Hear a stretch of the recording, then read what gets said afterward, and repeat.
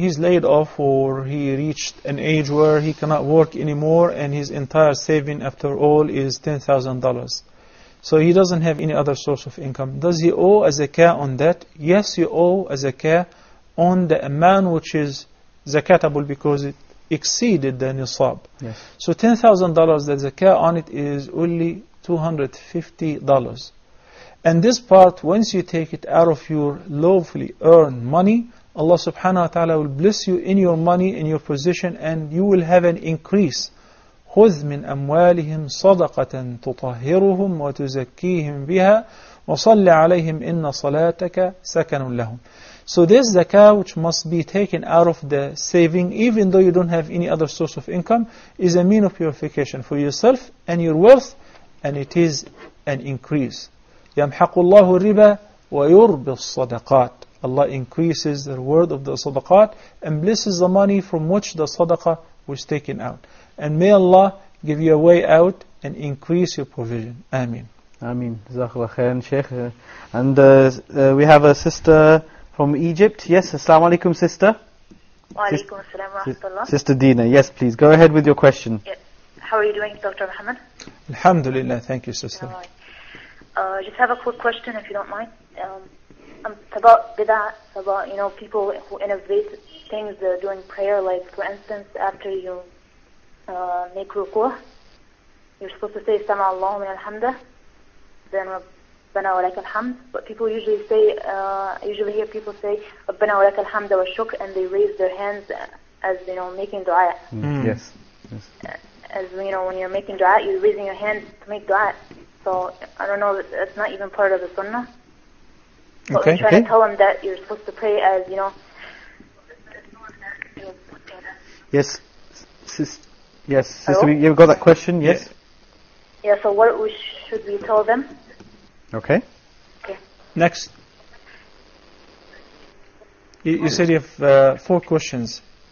Can you present the remaining 3 questions, please? Sister, I don't know if you've got your TV on or whether you're talking to somebody else, but inshallah, I mean, could you please present your other questions? Just one more thing, please. Okay. Yes? Yeah, can you hear me? Yes, we can hear you fine, yes. Okay, Dr. Muhammad, I was wondering about the Sharia Academy, or when you're going to be teaching again in the Sharia Academy. Okay. I'm still currently teaching there, but I'm just not taking the live sessions. Yeah. Okay. Okay. Okay. Jazakallah khairan. We have Sister Eliza from Canada. Assalamu alaikum, sister. Wa alaikum salam. Yes, sister. How are you? You okay? I have a couple of questions concerning the Surah number 23, ayah 5, 6, and 7, and also Surah number 70, ayah number 29. I would like to know if slavery is accepted in Islam or not, because there are many ayahs that are talking about that. You need to repeat the number of the verses and chapters again, please, sister. Yes, it's Surah number 23. I believe it's Mu'minun, and it's ayah 5, 6, and 7, and also the Surah number 70, and it's ayah 29. Right, okay.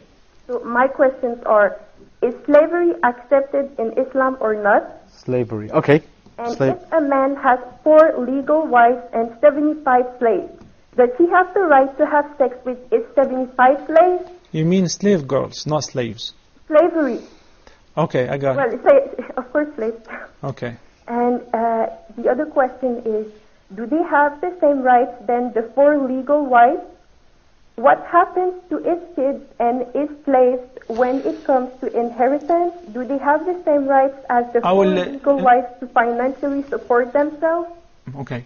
Sister Isa, I would definitely, inshallah, be more than happy to answer all your questions in this regard, hopefully within this episode. But let me ask you one question. Yeah. What brought this subject to your mind? What brought it up, even though we don't have slavery anymore? I beg your pardon? What brought up this subject and the question to your mind, even though we don't have slavery anymore? Well, I don't live in a country where there is actually slavery, but I believe that maybe there are some countries in the world where slavery is accepted. Can you name some?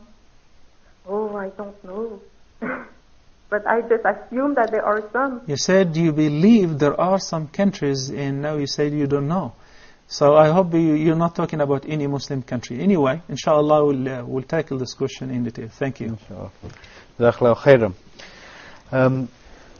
Ahmed from the United States of America, she had a question regarding gold from gold that she was given as mahar, that she wasn't aware that she had to pay zakat on it, and she kept it for 20 odd years, and now she realizes she has to pay zakat on it. Does she have to pay it for this year as well as the previous 20 years? Well, I discussed this also in the program of Fiqh of Zakah on gold and silver with regards to jewelry. And I said that Al-Jumhur, Al-Shafi'i wa Ahmad wa Malik are of the view that there is no zakah due on jewelry because it's similar to regular clothes or any adornment that a woman may wear. As long as she wears them for adornment for her husband or, amongst women, it is not for saving. Some people invest in saving gold. Yes. Imam Abu Hanifa, may Allah have mercy on him, and I discussed the detailed proofs of each party, and I supported what I believe through my study is close to the truth. Imam Abu Hanifa is of the view that a woman must pay the zakah on her gold position, even if it is her jewelry as a result of dowry or for adornment, as long as it reaches the nisab.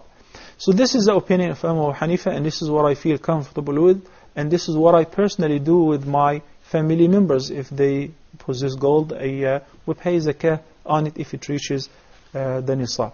So for a woman who is not paying in the past, and now she believes that this is a sound proof or a stronger opinion, and she decided she does not owe any zakah on the past years, because there is also a valid opinion of the Jumhur that adopts the view that it is not zakatable. So if you follow the opinion of Abu Hanifa, and once again I feel this is much stronger and it is safer, of course. Yes. So in this condition, you don't owe any zakah on a gold that you did not pay its zakah in the past. Wallahu a'lam. Okay, so in either case, so that's a win-win game. Yeah, so basically for all across the board, she doesn't have to pay zakat for anything in the past. Jazakallah khairan. There was a question from Sister Sakina in the United Arab Emirates, and she asked, does a woman have to obey her husband if, as they do in some cultures, they do the aqd of the nikah, so they do the contract, the marriage contract, but they may not live with each other, they may not live together as man and wife, they may maybe go out together, or maybe talk on the phone, but does the wife does she have to obey her husband during this time? Amongst the mutual rights between a couple is at-ta'ah. For a woman, she must obey her husband. If he commands her to do anything, that's not a disobedience, and within her capacity and for the welfare of the entire family. And Al-Quran summarized that both have rights and duties in verse number 228 to 28 of Surah Al-Baqarah by saying, وَلَهُنَّ مِثْلُ الَّذِي عَلَيْهِنَّ بِالْمَعْرُوفِ. And I like normally to quote this verse whenever we speak about obedience to the husband, because right away you'll find somebody who's sitting in one of those European countries will cut and paste and say, look, slavery, and a wife is considered in Islam as a slave. That is not true. وَلَهُنَّ مِثْلُ الَّذِي عَلَيْهِنَّ بِالْمَعْرُوفِ.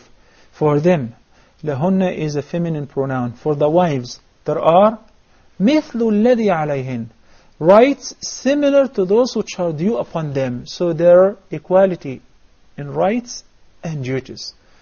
So at-ta'ah from the wife and the entire financial support on the man. Yes, so indeed. Now the marriage is not consummated yet, which means she's still living in her dad's house or in her house. She did not move to her husband's house. Yes. So he is not responsible financially to support her because she did not move to his territory. Nor is she obliged to obey him because she did not consummate the marriage yet. She did not move to his house. She is not obliged to obey him because she must obey her dad or the guardian who's. So for instance, the dad says, okay, you can meet him, but you guys cannot meet in private. Why am I saying that? Because many problems erupt as a result of that.